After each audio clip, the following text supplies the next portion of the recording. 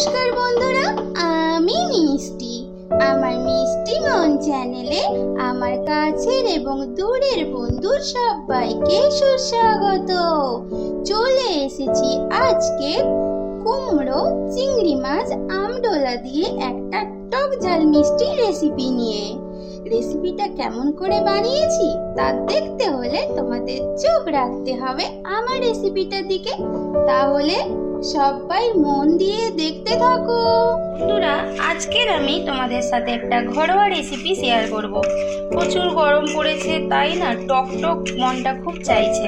তাই জন্য আজ ভাবলাম একটু টক রান্না করি, কিন্তু বাড়িতে কাঁচা আম ছিল না, কি করব? তাই আমডোলা দিয়ে আজকের আমি টক রান্না করে দেখাবো। দেখো, চিংড়ি মাছ দিয়ে আমি কুমড়ো দিয়ে সর্ষে বাটা দিয়ে টক করে দেখাবো।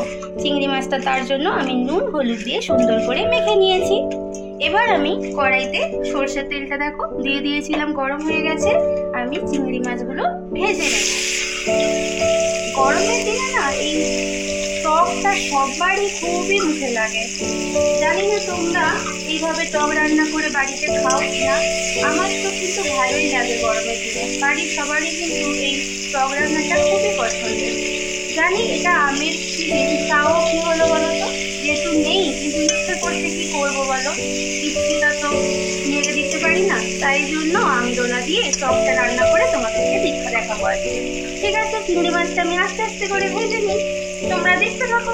এই দেখো বন্ধুরা, আমার চিংড়ি মাছটা ভাজা হয়ে গেছে। যেহেতু টক রান্না করবো তো, তাই বেশি কিন্তু ভাজতে লাগবে না। চিংড়ি মাছগুলো নামিয়ে দিই, নিয়ে ফিরে আসছি।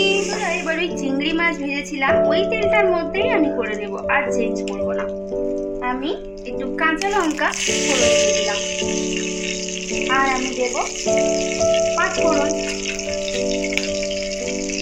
এই টক রান্নাটাতে কিন্তু পাঁচফোড়নের ফোড়নটা অবশ্যই দিতে হবে, নাহলে কিন্তু টকের সেই টেস্টটা তোমরা পাবে না। তোমরা আমডোলা কি জানো তো বন্ধুরা? আমি আগের বছর কাঁচা আমকে কেটে রোদ্দুরে শুকিয়ে রেখে দিয়েছি। দেখো, আজকের কাঁচা আম নেই, তাই আমডোলাটা আমার টকের স্বাদটা পূরণ করে দেবে। তোমরাও এইভাবে বাড়িতে করে রেখো। আচ্ছা, আমার পাঁচফোড়নটাও তোমাদের সাথে কথা বলতে বলতে ভাজা হয়ে গেছে। এবার আমি আমার যে কুমড়োগুলো ধুয়ে পরিষ্কার করে কেটে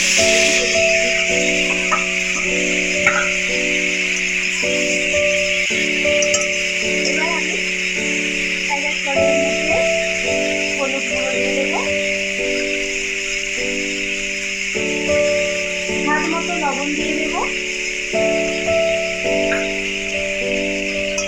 দিয়ে আমি একটুখানি সুন্দর করে কষিয়ে দেবো, একটু কষিয়ে দেবো। কুমড়োর মতো জিনিস তো আর বেশি ভাজতেও লাগে না, আর বেশি সেদ্ধ করতেও লাগে না, আর এটা তাড়াতাড়ি খুব সুন্দর সেদ্ধ হয়ে যায়। তোমরা নিশ্চয়ই জানো সবাই। জানি না তোমরা কুমড়ো দিয়ে টক কোনোদিন খেয়েছো কিনা, তবুও আজকে আমি বানিয়ে দেখাচ্ছি তোমাদের। যদি তোমাদের ভালো লাগে বাড়িতে অবশ্যই ট্রাই করে দেখো। দুপুরবেলা গরম ভাতের সাথে জাস্ট ফাটাফাটি। গরমের দিনে তো সেরা রান্না, সবার মুখে লেগে থাকবে রান্নাটা। ঠিক আছে বন্ধুরা, আমি করতে থাকি, তোমরা দেখতে থাকো।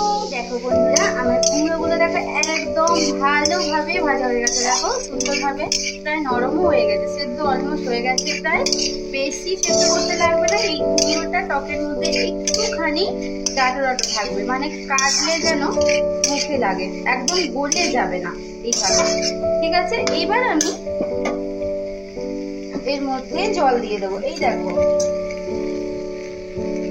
এই দেখো এটা হচ্ছে আমডোলা বা আমসত্ত্ব, জানি না তোমরা কি বলে বলো তোমরা। আমি তো এখানে আমসত্ত্বই বলি বা আমডোলা বলি। তো যাই হোক, এটাকে আমি কিছুক্ষণ, যেহেতু এটা তো শক্ত হয়ে গেছে, যেহেতু পুরোনো না, ওই জন্য আমি জলের মধ্যে এটাকে ভিজিয়ে রেখেছিলাম। দেখো ভিজিয়ে নিয়েছি। এবার আমি এই জলটা আর আমডোলা সমেত কুমড়োর মধ্যে দিয়ে দেবো। পরিমাণ মতো জল আমি দিয়ে দেবো এর মধ্যে।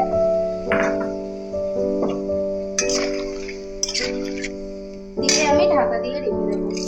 আর তো বন্ধুরা, আমার ঝোলটা সুন্দরভাবে ফুটে গেছে। দেখো কুমড়োটাও আমার একদম নরম হয়ে গেছে। আমি বললাম না, এখানে কুমড়োটা একদম গলে যাবে না। এবার আমি আমার যে চিংড়ি মাছগুলো ভেজে রেখেছিলাম ওইগুলো দিয়ে দিলাম।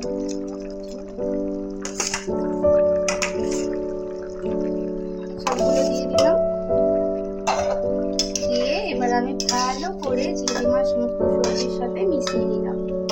এবার আমি যে সর্ষে বাটাটা করে রেখেছি ওটা আমি দিয়ে দেবো।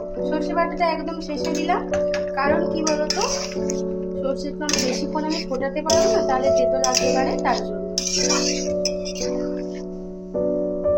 দেখো বন্ধুরা, আমার একদম ঝোলটা ফুটে গেছে, নামানোর সময় হয়ে এসেছে। একদম নামানোর আগে আমি একটুখানি চিনি মিশিয়ে দেব। এটা অপশনাল, তোমাদের ভালো লাগলে দিও, নাহলে দেওয়ার দরকার নেই। আর একটুখানি সর্ষের তেল ছড়িয়ে দেবো। এই টক রান্নাতে এই কাঁচা সর্ষের তেলটা কিন্তু খুব ভালো লাগে। আর যেহেতু কুমড়ো, তাই আমি একটু মিষ্টি দিলাম। এই টক ঝাল মিষ্টি লাগবে, এতে কিন্তু খুব ভালো টেস্টি হবে, তাই জন্য দিলাম। তোমরা তোমাদের মতো করে করো। ঠিক আছে বন্ধুরা, আমার রান্নাটা হয়ে গেছে, সার্ভ করে নিয়ে ফিরে আসছি। এই দেখো বন্ধুরা, আমার কুমড়ো দিয়ে, চিংড়ি মাছ দিয়ে, আমের ডোলা দিয়ে একদম টক রেডি হয়ে গেছে। দেখো আমি সার্ভ করে নিয়েছি। দেখতে কত সুন্দর লাগছে, খেতেও তেমনই ইয়ামি ইয়ামি লাগবে। দুপুরবেলা গরম ভাতের সাথে জাস্ট ফাটাফাটি জমে যাবে। তোমরা প্লিজ বাড়িতে আমার মতো করে ট্রাই করে দেখো, তোমাদের খুবই ভালো লাগবে, এটুকুনি আমার মনে হয়। আমার চ্যানেলে যারা পুরনো বন্ধুরা আছো তারা তো আমাকে সাপোর্ট করো, কিন্তু যারা নতুন আসছো তোমরা প্লিজ আমার চ্যানেলকে সাবস্ক্রাইব করে নিও। আর আমি যে রেসিপিগুলো দিচ্ছি তোমাদের যদি ভালো লাগে তোমরা অবশ্যই লাইক করো, সুন্দর সুন্দর কমেন্ট করো। আর যদি তোমরা কোনো রেসিপি আমার কাছে দেখতে চাও তাহলে প্লিজ কমেন্ট সেকশনে বলে যাও, আমি কিন্তু সবার কমেন্ট দেখি। তাহলে বন্ধুরা, আজকের মতো তোমাদের থেকে বিদায় নিলাম। ফিরে আসবো নতুন কোনো এক রেসিপির সাথে। ততক্ষণ তোমরা সবাই ভালো থেকো, হাসতে থাকো সবসময়। টাটা।